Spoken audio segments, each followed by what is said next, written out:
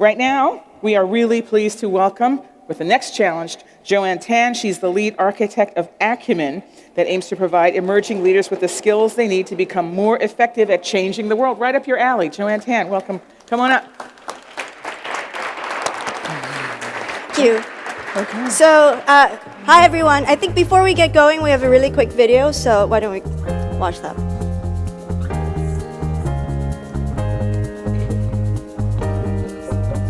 Can't see.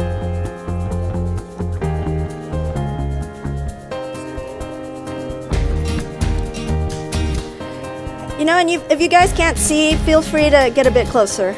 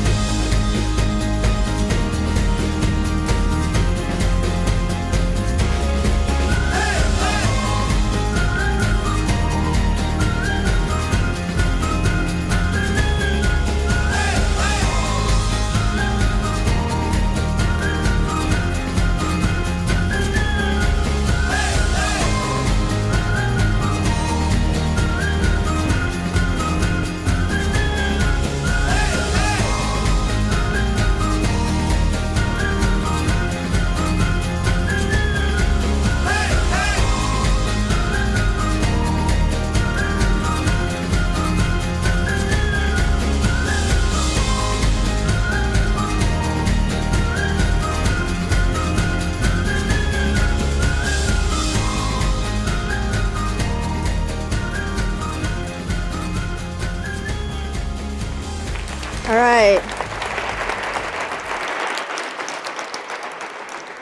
Good morning, everybody.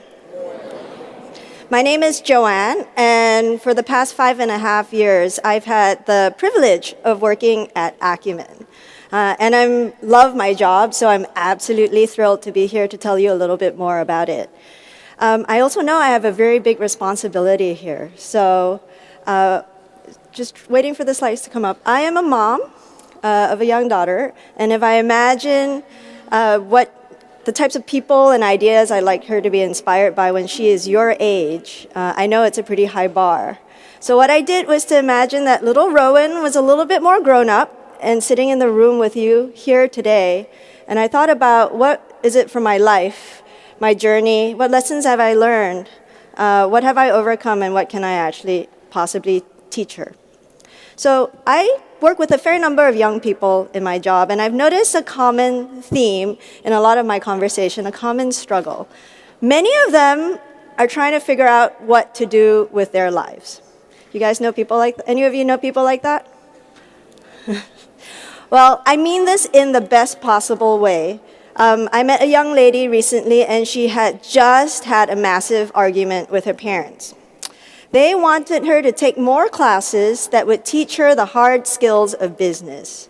But she said, I want to change the world. I want to help people. And her chosen field of study was sociology. And she was really, really torn. But what this young lady didn't know is that the skills of business can actually help you tackle some of the world's gravest challenges. And I empathize with her situation. In fact, I was in that place not too long ago myself. I started my career in business and in finance, and somewhere along the way, I lost heart. It felt like I wasn't actually making a difference in the world. And I was so drained that actually at some point I quit my job and I was unemployed for quite a while. And if you've ever been unemployed in New York City, you will know that it is a very nerve-wracking situation to be in. But I really wanted to take the time to do some soul searching and figure out what my next step would be. And then I came across Acumen, and everything changed. Acumen does a lot of things, as you see in that video, but at our core, what we do is we find and support businesses that serve the poor. We've done this for the past 14 years, and these statistics just show you that we've invested in a number of companies, and we've done it across many countries, and it works. Business can be a powerful tool for tackling problems of poverty. To date, we have reached 125 million lives, and we are growing. So today's challenge is really about using business as a tool for poverty, and I do want to break that apart a bit. Business, as I'm sure all of you know, is just the basic act of providing a good or a service in exchange for money. In its simplest form, it's a lemonade stand. Give lovely Anna here $1, and you'll get a glass of lemonade and a smile. But how does this work when it comes to tackling a problem of poverty?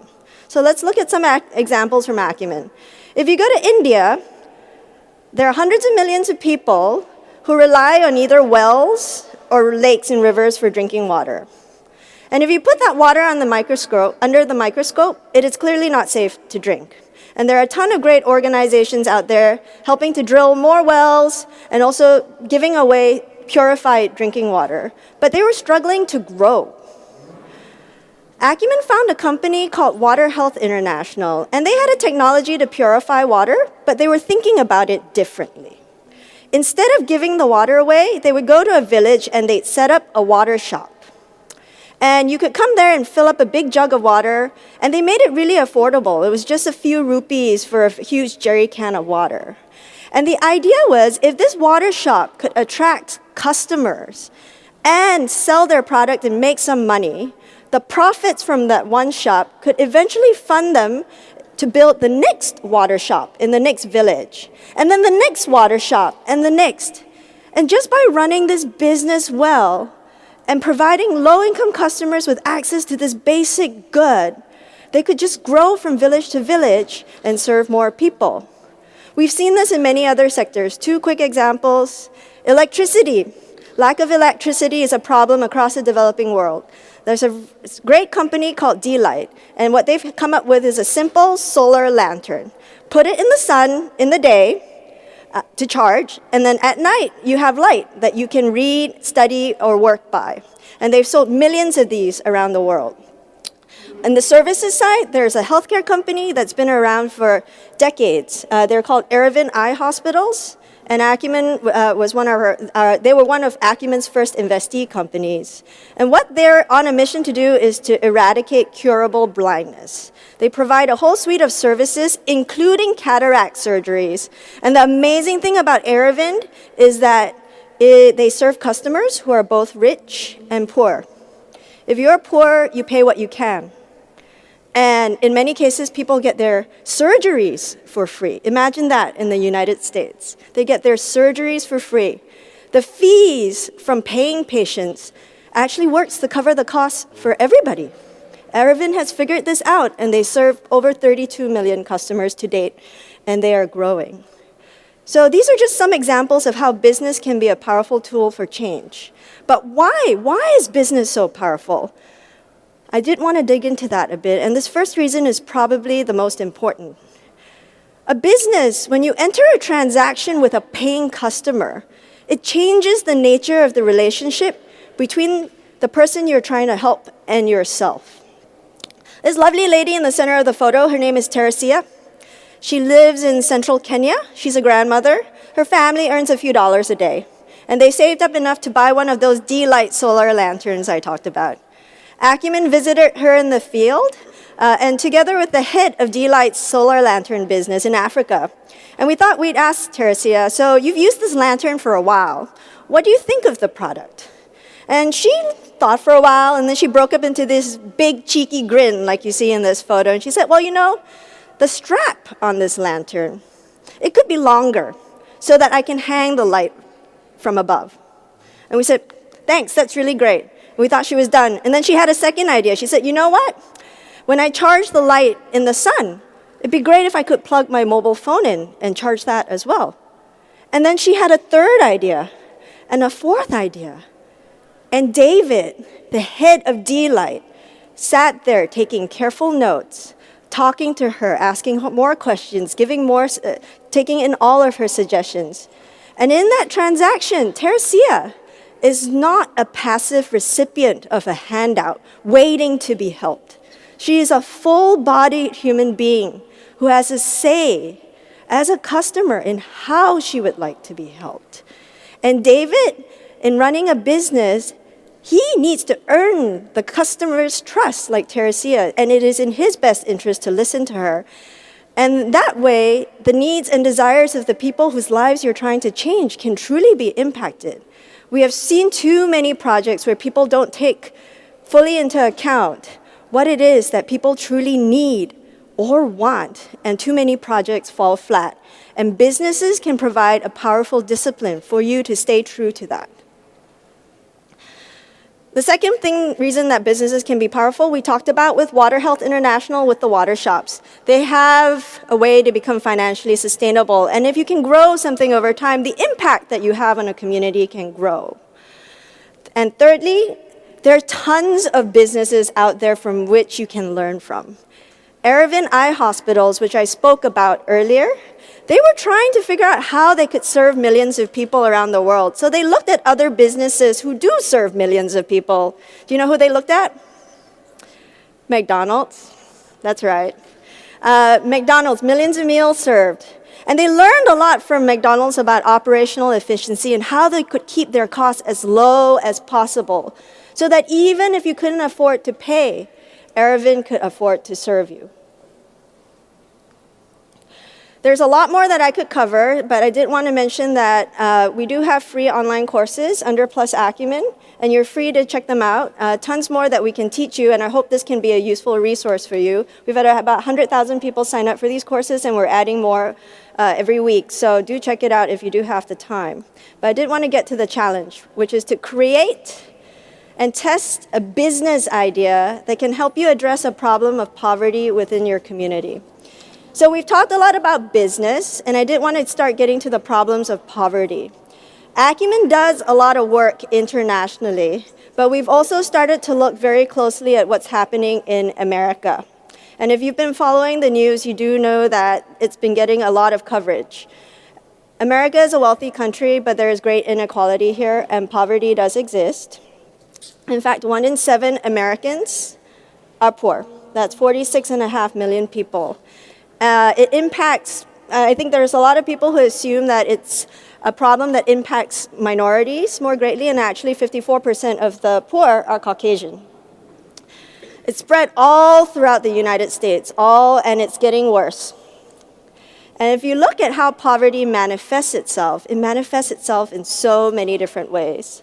Lack of access to healthy foods, affordable healthy foods, to healthcare, to education, to employment. And what was really stunning to me was the way it impacts children. 1 in 3 of the poor are actually children. So I encourage you to go back to your communities and really dig into the issues of poverty that you see there, and pay attention to the children, and pick an issue that you're passionate about, and then think about what's a business idea that might actually be able to help to address this. And the challenge is to test a business idea. I wouldn't put it beyond you to actually get a full-fledged business up and running, but the challenge is to test a business idea. So I thought I'd spend a bit of time talking about how you might actually be able to test this, using examples from Acumen's work. If you can see there, there's a young gentleman in the corner of the photo wearing green. His name is Waqas. He lives in Pakistan, and he noticed an issue in Pakistan The art of shoemaking is actually an ancient craft in Pakistan. Really high quality leather shoes. But no one was really buying it locally. So the artisans were struggling. Their communities were struggling, and this art form was actually being lost. And Waqas came together with a lot of the shoemakers, and he said, you know what? There's a huge global market for high quality leather shoes. And these are really beautiful leather shoes. And he said, I can help connect you with the global market. You can sell shoes through me, and I'll get it out online. And these shoemakers, they've been around the block for a while, so they're not about to trust some very young upstart, even though he is from the community. They said, prove it. And so he did. He just started selling shoes online bit by bit. And then once they got their operations going, they sold a couple of shoes here and there. They decided to run an online Kickstarter campaign. And they sold more than $100,000 worth of shoes. And then they got their business, Marcor, up and running. But that online campaign was what they did to actually test that business idea and to prove to the shoemakers that there was a market out there, that we could actually do this. So think about the online tools that are out there at your disposal. Kickstarter is a great one, and there are a ton of other crowdfunding campaigns out there. But there's a great way to actually test if your product or service has any kind of demand. Another example closer to home, there were 3 students in Virginia, and they were really interested in the problem of helping their community get access to healthier food options. They did a lot of research, they interviewed families, they visited grocery stores and restaurants, and they talked to people. And they learned 3 things. 1, people did want to eat healthy. They really wanted to eat healthy, but they didn't have time. Cooking healthy takes a lot of time. And these were people who were working multiple jobs, didn't have access to great childcare. They had no time to prepare such foods. And third, if they did want to get access to healthy groceries, they weren't available in the stores nearby. In fact, they had to travel pretty far out of their neighborhoods to get access to those foods. And they didn't have access to a car. Most of them relied on buses or trains for public transport. So the team got together collaboratively, and they brainstormed a couple of ideas. And the one they came up with that they were really excited about was called the bus stop grocery. They would package together easy-to-cook meals and sell them at the bus stops around their community. And how did they test the idea? Well, they went to the grocery store, they designed a menu, they cut up some vegetables, packaged them, they even came up with a brand, Fresh and Go, and then they went to a bus stop and they started to interact with customers to get feedback on their product. And they learned a lot. Customers liked the idea. And they gave them a lot of helpful feedback. For example, don't make the cover on your packaging opaque. We want to actually be able to see that the food that you're selling is fresh. And they talked to customers, and they had more ideas that they could then bring back to their team, work on, and then come back out again to the bus stops to test that idea to see what it would take to actually sell this product to a paying customer. So these are just 2 ways in which people have tested their business ideas. And there's a lot that you could do. And I know you're all very entrepreneurial, so I'm excited to see how you dig into this challenge. But remember the 3 things that businesses can help you to do to put the people you're trying to help front and center.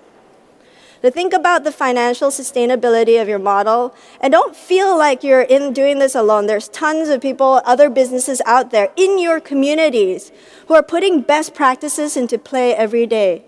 Talk to them, learn from them. There's a lot, if you do want to change the world, that business can actually teach. The work of changing the world and the work of running a business should not be seen as separate. It is a powerful tool for what you want to do. And I hear so many of you wanting to change the world. This is a tool that can be harnessed to do good. I've talked a lot about this, and I'm ready to welcome your questions. Just wanted to make a big plug. The problems that you see today are urgent. Problems of poverty in the US are urgent. And we at Acumen, our mission is to tackle problems of poverty, but we totally recognize that we can't do it alone, which is why I'm excited to be here today, because it truly does need all of us. And as we like to say at Acumen, the world needs you, and I mean all of you, to lead, and this is your invitation. Thank you.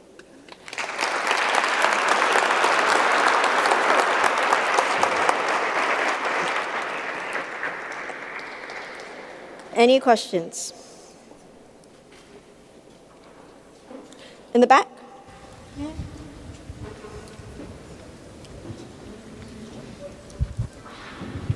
As a first generation Somalian American, this video made me question the fact that America has, like, we have things at our fingertips while third world countries don't. And I have a question. My question is, how can like a small group of people make something that can impact people like miles away? There's been a small group of people. What I found that's so powerful is a small group of people who put their minds together and actually truly learn about the issues that they're passionate about, whether they're here or far away, can actually make a difference. Whether it's building awareness for an issue or whether it's actually raising money to support work that's already going on the ground. I think that Acumen does a lot of its work internationally, and we have a big team in the US. We also do have teams on the ground in the regions where we work, and we work collaboratively across long distances to actually leverage the expertise across all of our teams. But I encourage you to go out and there are tons of great organizations doing work internationally, tons of great volunteer experiences, and I think you can explore this and also work together with people who are already starting on the ground there. Thanks. Thank you for that. Over here? Hi.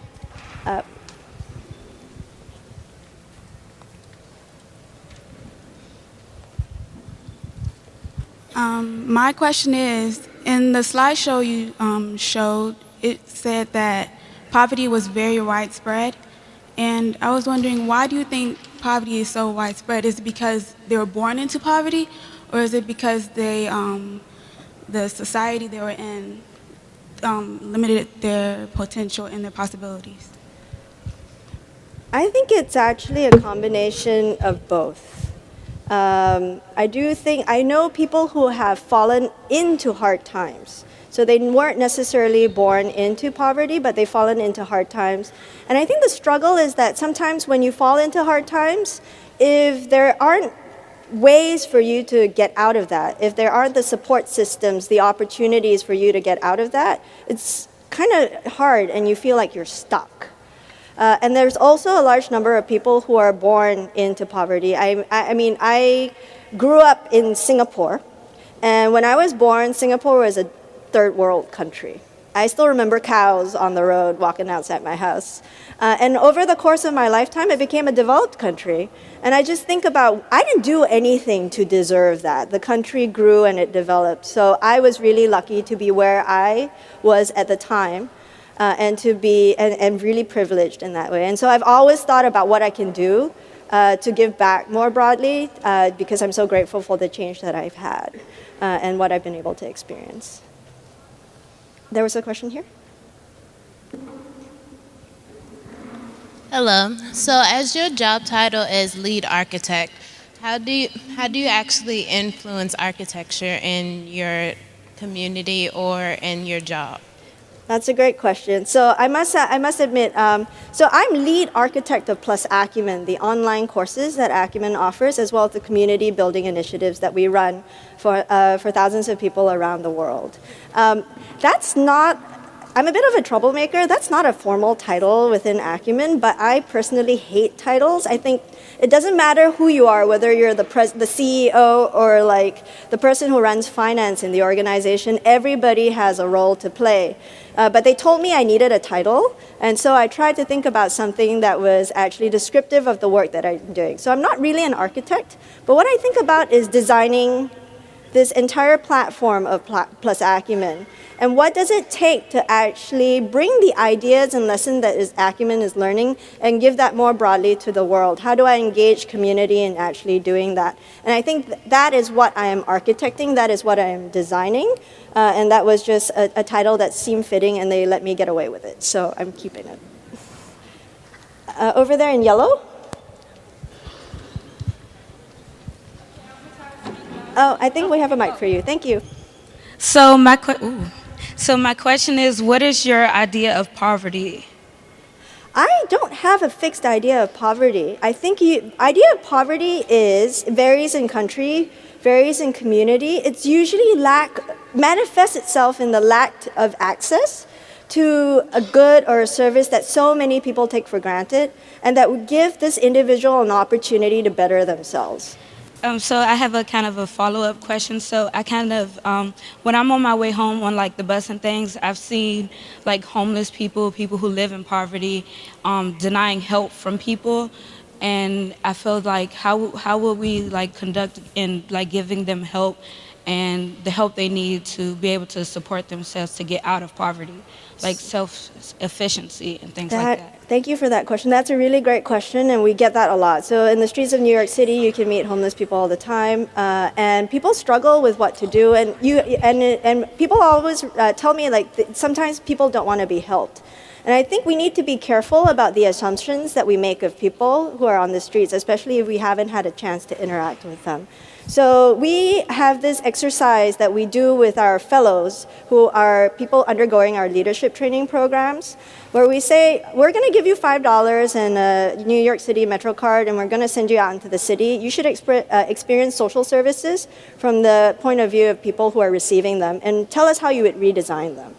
And in that exercise, what we're truly asking you to do is to go out and talk to people whom you otherwise wouldn't interact with. And so many of them have ended up having conversations with people who are homeless and on the streets. And through those conversations, they learn about the lives that they have and the skills that they have and what their dreams are and the opportunities that they want to have to contribute to society. And it's actually about making that first step to connect with them and actually learn about who they are. And I would also encourage you to explore and work with the tons of other homeless organizations that are out there who already work with these individuals and learn from what it is that they've already learned and already done. And actually try to get a basic understanding of who you're actually trying to serve before placing any assumptions on what it is and who they are and what they can do. At the back.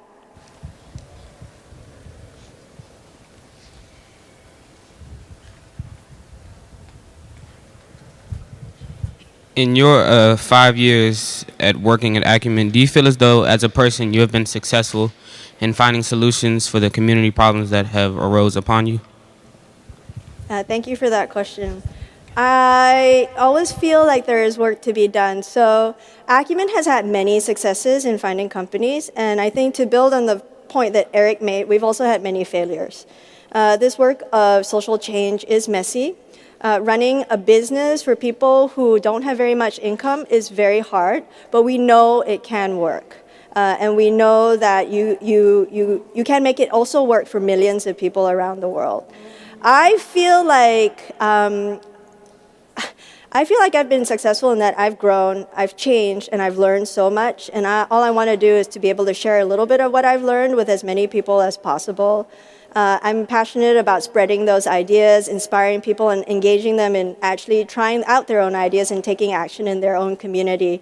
And if I can inspire anybody here today, even just one person, I think to go out and try something, try any one of these challenges, try a business idea, even if there's a high chance that you will fail, I think I will have succeeded. Thank you.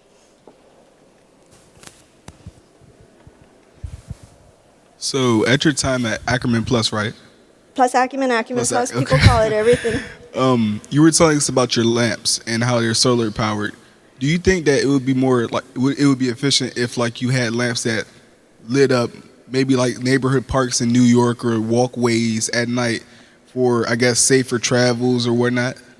It could be a really interesting idea to explore. I think the issues of what's happening in your communities, there are lots of people, I'm not an expert in what happens in your community, so talk a lot more to the people who are struggling with those issues, the people who are trying to provide lights or haven't provided lights, the city, who are actually trying to do law enforcement in those areas, and what's the value there, and who would actually be willing to pay for that.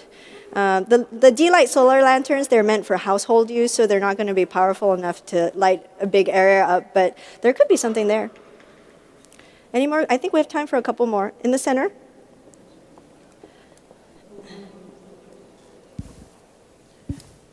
So my question was, what are some difficulties that students should be aware of when starting these business that you talk about, like the solar panel and Yeah, so I think you'll start with an idea, and I think Eric alluded to this as well. Your first idea is kind of like that chocolate cake, right? You're going to try it, and it could be a big flop.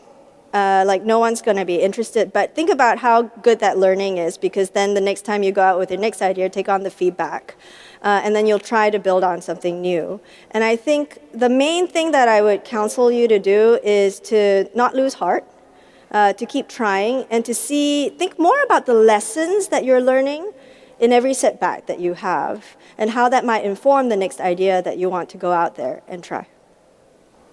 And last question in the back there, I think lady with the glass, yeah, she had her hand up for a little bit. Sorry. Hello, my name is Tatiana Crump from Thurgood Marshall Academy. Do you think there is a relation between impoverished neighborhoods and poverty? I have two questions, actually. Sorry, what was the first one? Do you think there is a relation between impoverished neighborhoods and poverty? Impoverished Neighborhoods and poverty. and poverty? Yes. Yeah, I think there is. Okay. Do you think that gentrification could lead to making the poverty statistics increase? I have not studied the issue of gentrification very, very closely, and I know that it's a heated debate on both sides. I think there are cities that have done this well and cities that have probably done it less well. And so I think it's a lot about engaging the community, a lot in what's going on. And so I would just study the issue broadly about where it has happened, where it has worked, and where it hasn't, before kind of pursuing an idea down that path. Okay. Great. So thank you all for your questions. I'm around and happy to take more. Thank you.